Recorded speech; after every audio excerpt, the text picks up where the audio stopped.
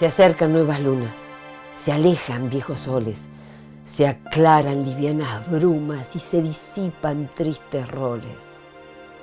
Las conversaciones rinden frutos, los que escuchan, escuchan, los que dicen, no se dicen. El diálogo nos convierte en el otro y el otro nos respeta y valora. La luz es luz y no miente sombra. Estamos para ser y no para desaparecer. ¿Y si no fuera así? ¿Y si la luz no invade la sombra? ¿Y si el viento no cubre las distancias? ¿Y si mi voz al nombrarte no te alcanza? ¿Y si mi llanto no lava tus heridas manos? ¿Y si esta paz que siento no cubre el sueño de tu alma? Entonces, ¿cómo es?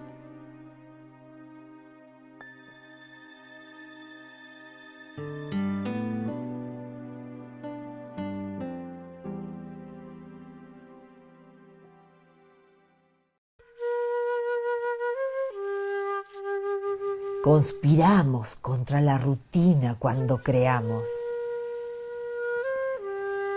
Junto al conocimiento de lo exacto, Alejandro Fatur instala su creatividad y su paciente tesón, y de esa forma ha logrado con éxito hacer una carrera musical que identifica a la ciudad de Bariloche.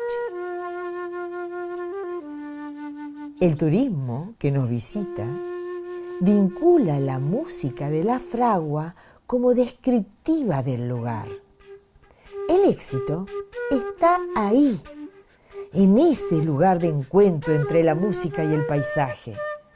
Logrado eso, ¿qué más se puede pedir? Eso es sumarnos a las características propias del lugar al que pertenecemos. Alejandro tenía sueños y los cumplió. Alejandro sigue soñando y sigue trabajando para cumplir con su mundo inmanente. Tiene la fortaleza del mismo viento que sopla entre los cerros.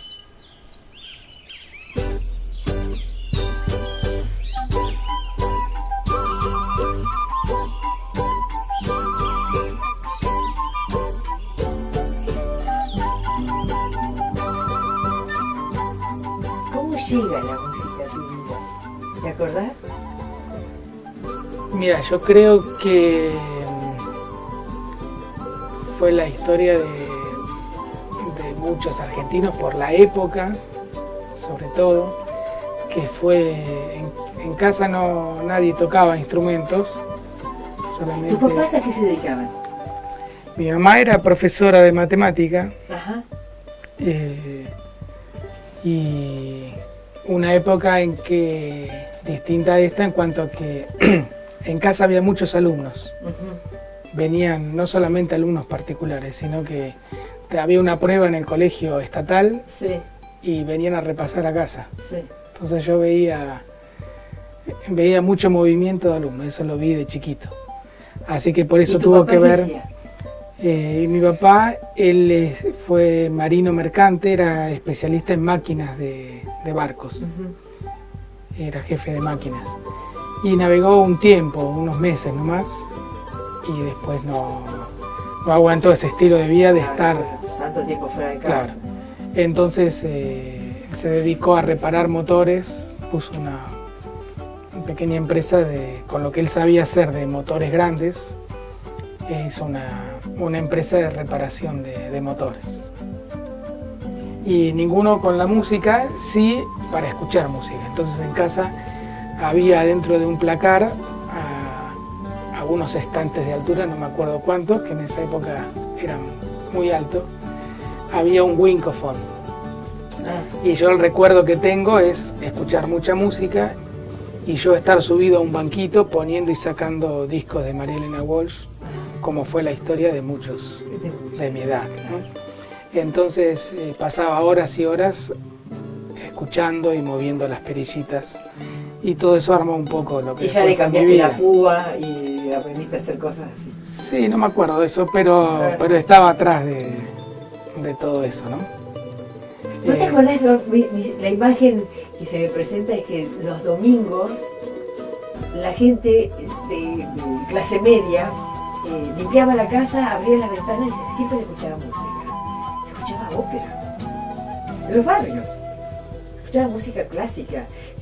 Me acuerdo de las sardas de Monty y de las otras de... Ay, ¿cómo se llama? Más conocida. Bueno, pero se escuchaba música clásica. ¿Te acordás vos? Claro, bueno, era una época muy especial. En casa también se escuchaba música clásica y recuerdo después del Winkofon vino la época del Audinac, era un equipo sí, ese también lo tuvimos. Que hubo en muchas casas y que ya era un paso más adelante. Sí. Y me acuerdo que mi papá... y ya tenía 2 parlantes. Ya tenía 2 parlantes y era otra cosa, otra cosa. Sí. Mi papá era de comprar discos, ¿no? Entonces en casa se escuchaba música clásica y bueno, y toda una época muy especial culturalmente, porque yo creo que María Elena Walsh, ya poca gente sentí que reparen esto, que había en los jardines de infantes a los 4 o 5 años se escuchaba María Elena Walsh. Los chicos escuchábamos eso y era una gran poeta, estar escuchando era un lujo. No, estar disfrutando y haciendo volar la imaginación. La imaginación, qué papel que cumplió ella, increíble. Fue muy importante y estaba preparado todo, eran los Beatles, era Lelutier. Sí. Yo de chiquito me sabía de memoria los discos de Lelutier, ya un poco más grande que con María Elena Walsh, pero era una época explosiva culturalmente. Sí. Entonces, bueno. ¿Y cuántos representantes importantes? Y eran importantes. Sí, el folclore mismo. Claro. Después, bueno, Serrat vino después, que imagínate vos cómo Argentina amó a Serrat porque nació escuchando a María Elena Walsh, donde había juegos de palabras, donde había poesía y había buena música, ¿no? Muy buena música. Y el folclore, como vos decís, Mercedes Sosa, después vino el rock nacional. Claro, bueno, el tango mismo, hubo muchas cosas. Muchas músicas. Y era una época, sí, muy, yo creo que esa es la imagen, ¿no? Explosiva, que estábamos abiertos a escuchar y a hacer música, a aprender. Bueno, entonces, esto que acabas de decir, estábamos abiertos a escuchar, realmente escuchábamos. Y uno va descubriendo, a medida que pasa el tiempo, va descubriendo de qué se trata vivir y de qué se trata lo que uno es, que es muy profundo, ¿no? Entonces, yo creo que sí, uno tiene que estar abierto a todo lo que fue pasando y que va quedando en uno, y a todo lo que está por descubrir, ¿no?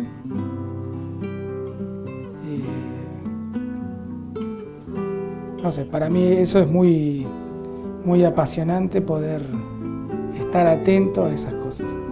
Sí, yo no le aflojo tampoco. Para mí es como que, no importa la edad, como que siento que todo el tiempo está todo por hacerse. Viste que todo puede ser. Hoy estaba escribiéndole a alguien que 2018 que me prometía que iba a ser un desastre total, que iba a ser un tremendo, que iba a ser muy malo. Y bueno, y está terminando y miro para atrás todo lo que pasó, todo lo que sí hice y no lo puedo creer.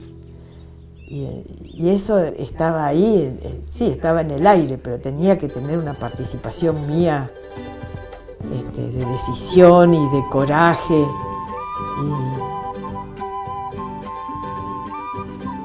Sí, yo voy viendo que también a medida que uno va avanzando va descubriendo tantas cosas nuevas, ¿no? tantos ingredientes nuevos que uno no pensaba y que a lo mejor uno cuando empieza a ser más grande piensa que ya sabe bastantes cosas, que se las sabe casi todas. Sí. Y bueno, yo creo que es un buen gesto reconocer todo lo que uno anduvo y es un buen gesto y humilde estar abierto a lo que falta por saber, que es mucho, ¿no? Sí, qué loco eso, ¿eh? A mí no sé, yo me doy cuenta que todo el tiempo estoy aprendiendo y que van a suceder cosas y me doy cuenta que mi reacción es muy parecida a lo largo de lo que ha sido toda mi vida, que es como eso que vos decís, ¿no? A mí la vida me sorprende, pero de verdad me sorprende. Te digo, bueno, puede ser, entonces por acá. No lo doy todo por sentado.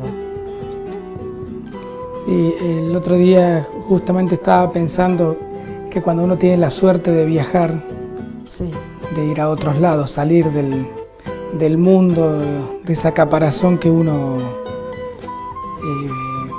se va creyendo o se va acostumbrando a que es el mundo, uno descubre muchas cosas. Por eso es, aunque uno haga un viaje corto, el hecho de salir abre mucho la cabeza, ¿no? Cambiar la escenografía, ¿viste? El ámbito donde te movés, cambiarlo, te enseña hasta a ser más valiente. ¿Viste? Cuando uno se acostumbra a que está siempre todo en el mismo lugar, en el mismo espacio, en la misma biblioteca, con los libros acomodados de tal forma, qué sé yo, ¿viste? Dejar ese mundo te produce cierta incomodidad. Aventurarte a otros espacios. Es como que te aumenta no solo la creatividad, sino el coraje. Sí, la confianza en que uno puede, digamos, ¿no? Que uno puede reaccionar a lo nuevo. Y que no es tan fácil que te deshagas, ¿no? Y a veces no es fácil, ¿no? Uno se acostumbra. Bueno, el miedo es así, ¿no? El miedo es bravo, ¿eh? Sí. Sí. Pero yo creo que eso es aventurarse. Hay gente que se aventura más, lo pienso también en la parte artística, ¿no? Sí. Se aventura más a salir a cosas nuevas, hay otra gente que menos, a lo mejor por momentos, ¿no? Pero yo pienso que está bueno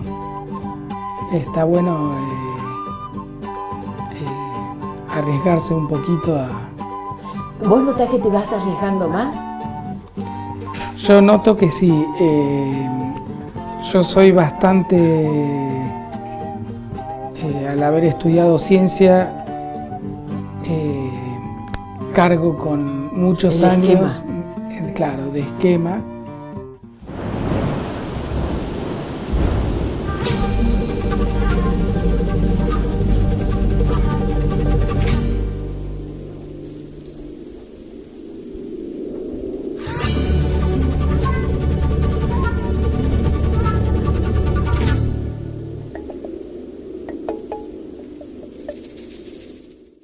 Este último tiempo me estoy tratando de respetar bastante es en los caminos en que uno se mete, ¿no? De todo vos decías que abrías una puerta, pero en realidad si te pones a mirar tenés millones de puertas que podés abrir, elegís una y otras no. Y yo creo que por lo menos me está resultando muy importante valorar esa realidad de que cada uno somos una persona única, ¿no? Y yo creo que si uno ahonda eso, si uno se profundiza eso, me parece que es un deber, ¿no? Tratar de que lo que uno haga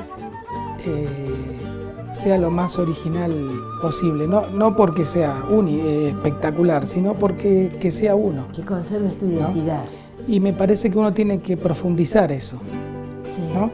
Y la tentación en muchos ámbitos es tratar de ser... copiar lo que sale bien. Claro. Y yo creo que cuanto más uno se parezca a uno mismo, es más valioso, y creo que es lo que uno tiene para mostrar, ¿no? Entonces, cuando uno tiene, en mi caso, o sea, ¿por qué razón yo compré ciertos instrumentos y otros no? Y fui comprando muchos instrumentos. Generalmente el músico toca un instrumento, y vos venís a mi casa y tengo algunos que a lo mejor los toqué una vez en mi vida, pero los tengo ahí, otros que los ejecuté más. Y bueno, hubo alguna razón, ¿no? Y entonces, no negar esas cosas, ¿no? Los 1000 vericuetos que uno puede tener sin dejar de ser uno mismo. Así es, claro.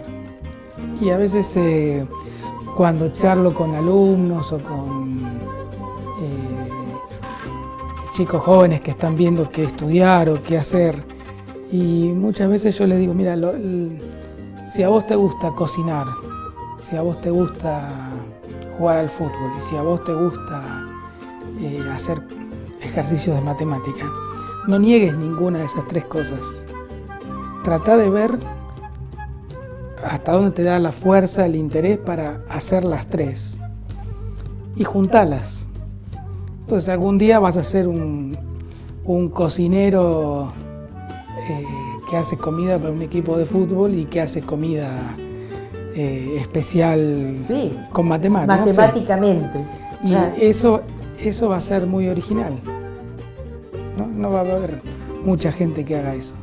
Junta tus talentos. Exactamente. No renuncies a ninguno de ellos. Ayer, por una X persona, ¿no?, que es artista, dice, bueno, estoy justo en una encrucijada. Dice, puedo seguir en mi carrera de artista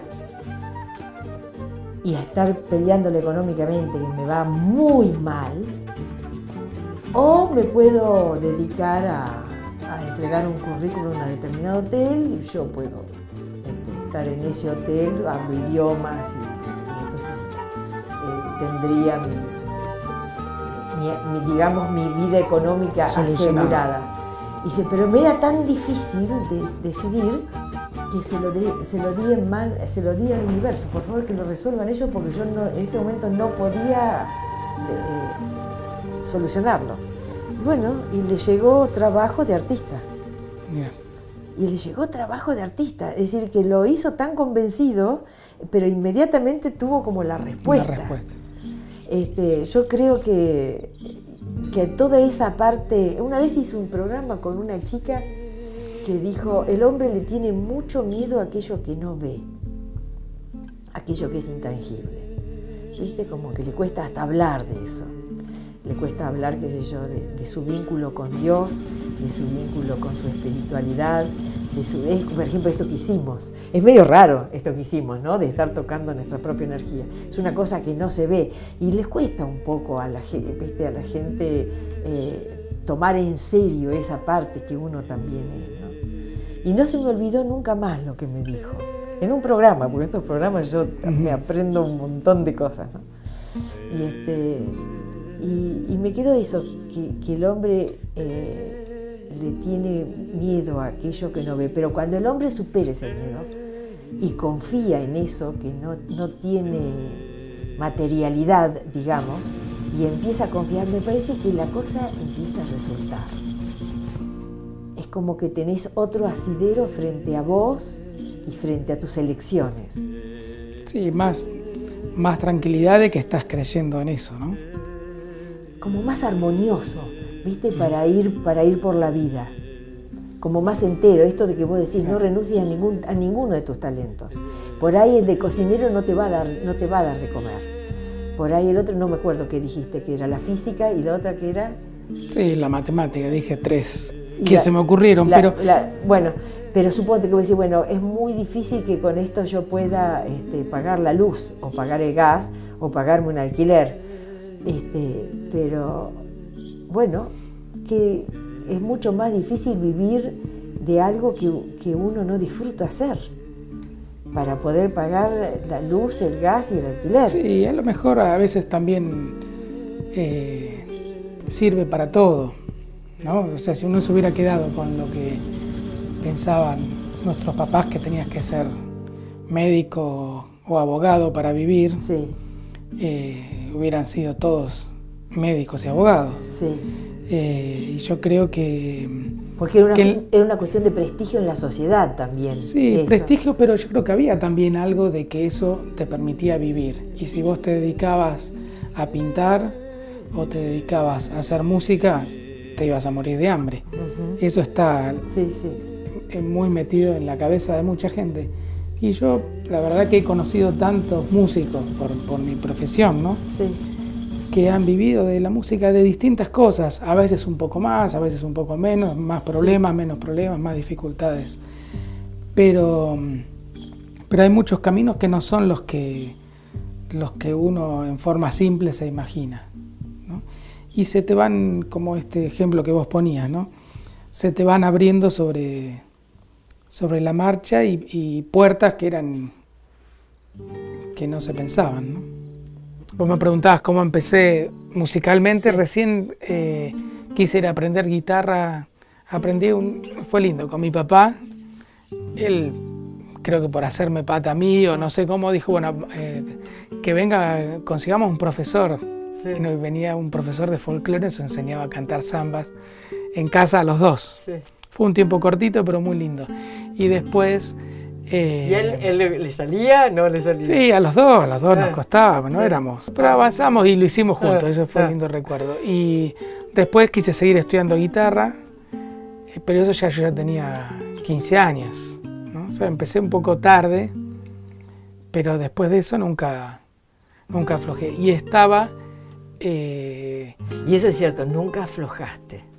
Era una cosa que quedaste ahí en el frente de batalla y le diste. Sí, con los instrumentos pasa algo especial que pasa con otras cosas también, pero especialmente con los instrumentos. El tiempito que vos le dedicás y lo que aprendés no se pierde más. Entonces, cuando a mis alumnos les digo, bueno, con que vos dediques, si no podés dedicarte 5 horas, podés dedicarle 20 minutos por día, eso es avance. En un instrumento es avance. Y no se pierde. No se pierde. Esto es nuevo para mí, que no se pierde. Es decir, que no es que si lo dejas de hacer se te olvida. Es como andar en bicicleta. No, sí requiere la continuidad. Eso sí. Pero digo que si aunque dedicaste poquito tiempo, pero quedó. Sí. Y lo vas afirmando, es un tesoro que vas guardando. Ya sea que te dediques a la música... O que no, que sea por la compañía de tocar instrumentos, o por tocar para tus hijos, ¿no? O para llamar la atención en un encuentro de amigos. Sí. Toco algo. Que también pasaba asados, eso. Claro. También pasaba eso. El que hacía música era el centro. Claro. Bueno, y después surgieron los encuentros con los otros músicos. Surgieron las primeras grabaciones. Sí, eso yo ya vivía acá, sí, en Bariloche, y me había comprado un grabador para poder sobregrabarme. Ya de avanzada. Sí, era toda una novedad. Claro. Que vos pudieras en tu casa grabarte y sobregrabarte sin borrar lo anterior, ¿no? Claro. Entonces, es lo que hoy todo el mundo hace con la computadora, todo pasa por ahí. Pero en esa época había que comprar un aparato especial para eso. Que era cinta. Y era el que yo tenía era cassette. Ajá. ¿No? Y bueno, a partir de ahí empecé a aprender. Hice muchas pruebas. Tenía 2 grabadores. Cuando no tenía eso, probaba con 2 grabadores y me había fabricado unos cables para poder sumar un micrófono y grabar encima y grabar en otro grabador. O sea que ya siempre tuvo esa curiosidad por querer andar esos grabadores, ¿no? Y después te encontraste con los otros músicos y grabaste. Claro, un poco lo que fui aprendiendo para mí, lo fui también poniendo a disposición para otros músicos. Pero cuando te encontrabas con ellos, ¿Todavía seguías tocando la guitarra o ya tocabas instrumentos de viento? Claro, yo la guitarra que te conté que fue lo que Sí, empecé a aprender sí. y que hice parte del conservatorio en Buenos Aires, tuve que dejar la guitarra porque me Pero había... pará, hiciste conservatorio. Claro, Ah, bueno, Sí, sí. Esa parte no la sabía. ¿Y entonces? Estudiaste entonces, física y conservatorio toda la vez. Sí, mientras estudiaba ingeniería, empecé con Sí. ingeniería y estaba 2 años estuve en el Conservatorio Manuel de Falla, pero ocurrió algo especial que tuve un problema físico en un tendón de la mano por tocar mucho la guitarra y me operaron, volvió a aparecer No quedó bien. y entonces intuición o misterio dije, bueno, voy a seguir, pero tengo que buscar un instrumento en el que tenga que mover poco la mano, hacer poca fuerza. Yo sentía que en la guitarra hacía más fuerza. Y no sé por qué, dije una flauta, pero jamás había tenido una en mis manos, ¿no? Entonces me compré una flauta. Fue 2 meses antes de venir para acá y coincidió que cuando yo vine a Bariloche había un buen... Transportarla era mucho más simple. Eso sí, y había un buen profesor de flauta, que era José Luis Tubert, que si hubiera venido con un cello, o con un violín, o con un fagot, hubiera tenido que aprender solo. Claro. Entonces... ¿Y en esa época él tocaba en la calle? ¿Tocaba ahí No, en Viñas Argentinas? No, Todavía eso fue muchos años después. Pero yo lo admiro mucho a él porque es un gran profesor y sabe mucho, realmente Sí, sabe una gran mucho. persona además. Una gran persona y además de que somos muy amigos, él fue... yo estudié en el Centro Atómico 2 años y le dedicaba un ratito a la música. En un momento le dije, mira, quiero largar el Centro Atómico, dejar de estudiar física por un tiempo y dedicarme de lleno a la música. Entonces... ¿Ya tenías chicos? No, todavía no. Entonces fue algo muy bueno porque le dije, primero si le parecía que valía la pena, que como ya él me conocía, que hiciera esa que movida. alguien te asegurara de que ibas... Esa movida de pieza. Ese es el miedo, alguien, ¿no? porque me dé el permiso. Claro, en cierta manera sí. Y sí. Y por otro lado, como yo me iba a dedicar y me iba a quedar acá estudiando full time, ver si él me podía seguir dando clases. Y yo le dije, mira, yo ahora vengo una vez por semana, podría venir a lo sumo 2 veces por semana.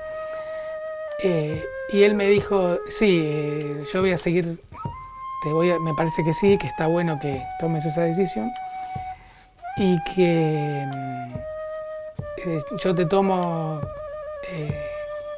seguís estudiando conmigo con una condición. Me dijo que yo no vas a ser más mi alumno, sino que vas a ser mi discípulo. Entonces me dice, yo quiero que te ofrezco, que como en la Edad Media el discípulo del herrero se ponía al lado y aprendía el oficio, dice, yo te ofrezco eso. Y eso es una cosa... Esa es la diferencia entre el alumno que va, viene, toma el conocimiento y se va, y el chico que se queda ahí a entender cómo se guarda, cómo se pone, cómo se asiste, cómo se... Qué diferencia, ¿no?